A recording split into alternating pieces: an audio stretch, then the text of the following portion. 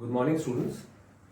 The whole purpose of making this video today is to make you understand how the Van 't Hoff factor needs to be utilized while you are solving the numerical, and at the same time, how do we actually get the value for the Van 't Hoff factor and the degree of dissociation and association. Okay, because in the current paper, quarterly paper which happened, I think so that you people require that kind of analysis specifically for the Van 't Hoff factor. Okay, so let's understand what is Van 't Hoff factor.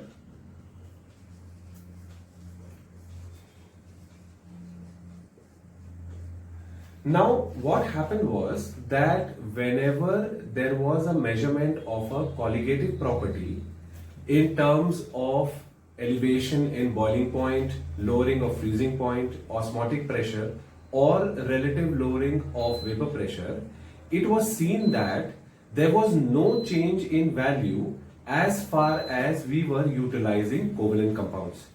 But as we were utilizing ionic compounds, there was a drastic change which was seen in the values of these colligative properties. And that's the reason to eradicate this error, we had to actually incorporate the concept of Van 't Hoff factor. So, all the four formulae for the colligative properties were modified. So, the first one was P naught minus Ps upon P naught is equal to I into X. Okay, where this was the vapor pressure of pure solvent, vapor pressure of solution, mole fraction of the solute. Okay, so this was mole fraction of the solute, right? The second formula was pi is equal to ICRT, where pi stood for osmotic pressure, C is the concentration, T is the temperature. The third formula, which was delta TB equal to I into KB into M, where KB stands for molar elevation constant and M stands for molality, and similarly delta TF was written as I into KF into M. Okay, so all the four formulae were modified by multiplying with the Van 't Hoff factor. Now, what is Van 't Hoff factor? So we have three basic formulae which are there for Van 't Hoff factor. Okay. The first formula, I is equal to number of particles. I am writing particles, that can be moles also. So number of particles after dissociation or association upon number of particles before dissociation or association. Okay, so in case of ionic compounds, there will be a dissociation of the molecule happening. So after dissociation, how many particles were formed, and before dissociation, how many particles were present or how many moles were present. That is the first formula for calculation of I. The second formula is the abnormal or experimental value of colligative property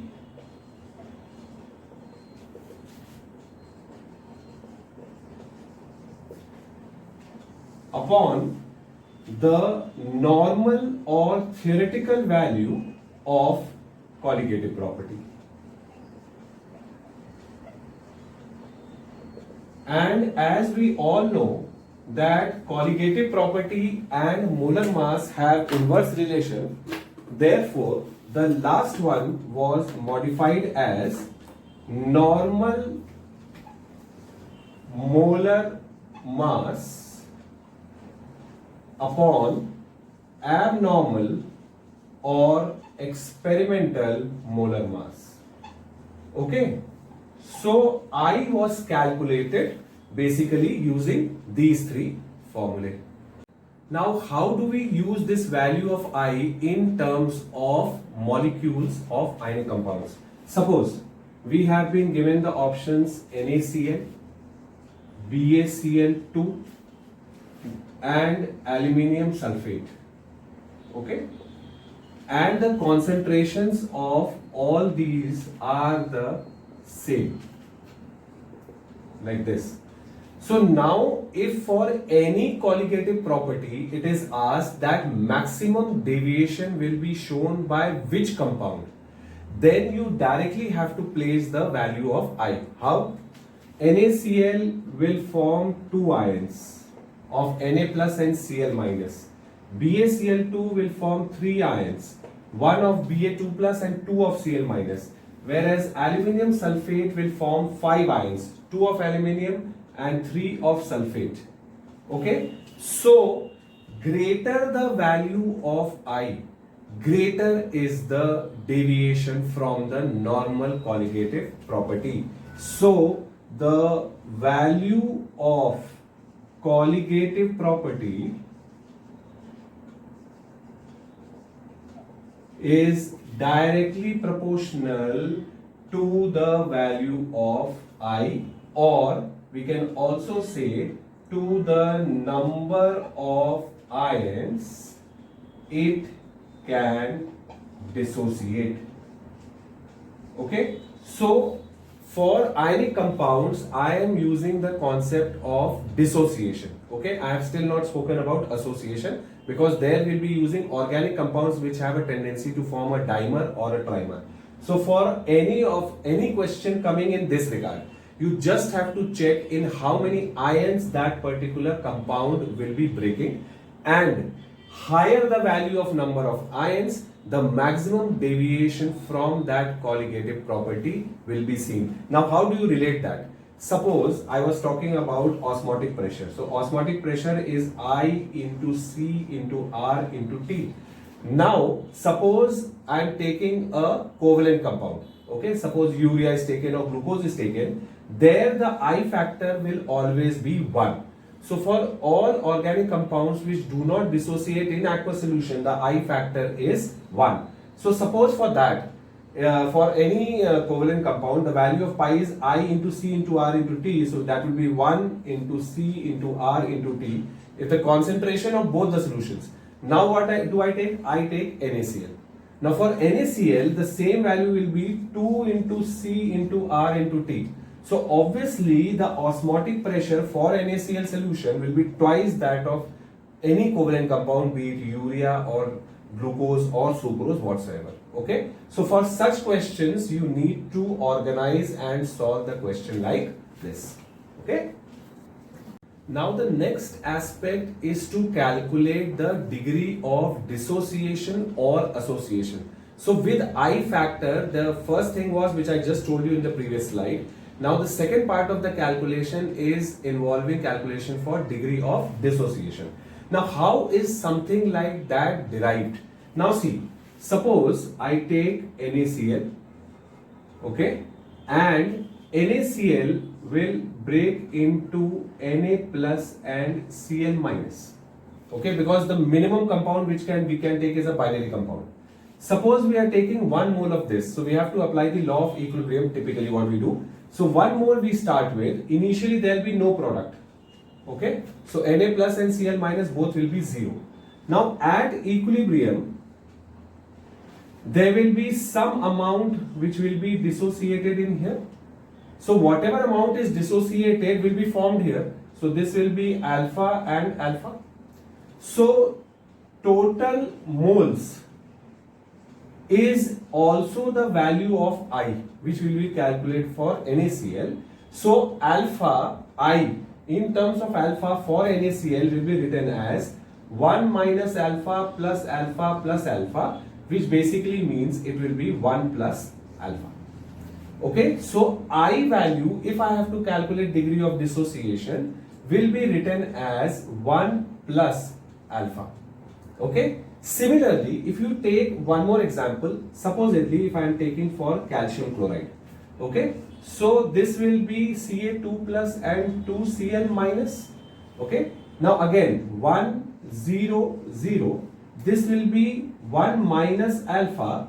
This will be alpha and this will be 2 alpha because there are 2 moles of chloride ions. So total value of I will be equal to 1 minus alpha plus 2 alpha, which will be equal to 1 plus 2 alpha. Okay. So if you see here, as the number of ions is increasing, the value of alpha is also increasing. So obviously we need to deduce a standard formula which we can directly apply. Okay, this is after applying it to a formula, and that formula which we have to use is for degree of dissociation. Now you can see here.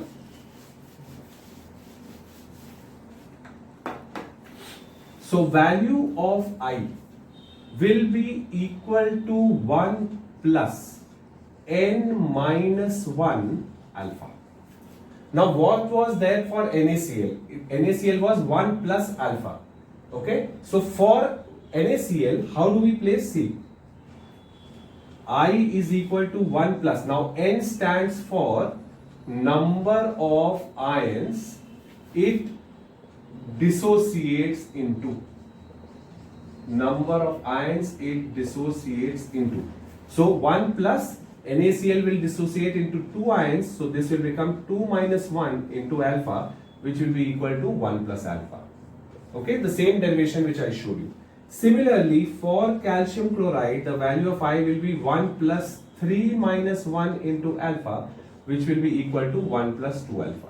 Okay, so sometimes in the numerical, instead of asking for I, they will directly ask the value of degree of dissociation. So wherever in those 4 formulae you are placing the value of I, you need to place these values directly and calculate the value of alpha. Okay, keep in mind one thing, seeing to the numerical, you should know how to identify that ionic compound. Okay, so if there is a numerical on ionic compound with 99% of the case in the paper it comes, then you have to apply this particular formula. Now let's understand what is the part for association. Okay, now see, typically what happens is, the question which you will get in the paper will typically either be an acetic acid question or a benzoic acid question. Reason being, these molecules have intermolecular hydrogen bonding within them, and because of that they form bonds. Okay, so 2 molecules put together will form a bond and it will form a dimer, and that will be a hydrogen bond. So what happens is, suppose we are taking 2 molecules and those 2 molecules put together form a dimer, that means we are reducing the number of molecules. Okay, so if we are reducing the number of molecules, obviously we will be talking about degree of association. Okay, now how do we represent that? Suppose we are writing 2 moles of CH3COOH and this is forming CH3COOH whole twice. So obviously by mixing 2 molecules of the acid, you are getting 1 dimer of that particular acid. So the standard formula for this degree of association will be 1 minus alpha plus alpha by n. And here why are we dividing? We are dividing because the number of molecules is reducing. In the case of dissociation, what was happening? The number of ions or molecules was increasing. So that is why we were multiplying. Now here we are dividing. Okay, dividing because it is associating. The number of molecules is reducing. Now in this case, the value of n is the number of molecules we started with. Okay, so in this case, the value will be 1 minus alpha plus alpha by 2. So practically for the cases where a dimer will be asked, the standard formula will be 1 minus alpha by 2 for I. Okay, again you need to see in the question what has been given.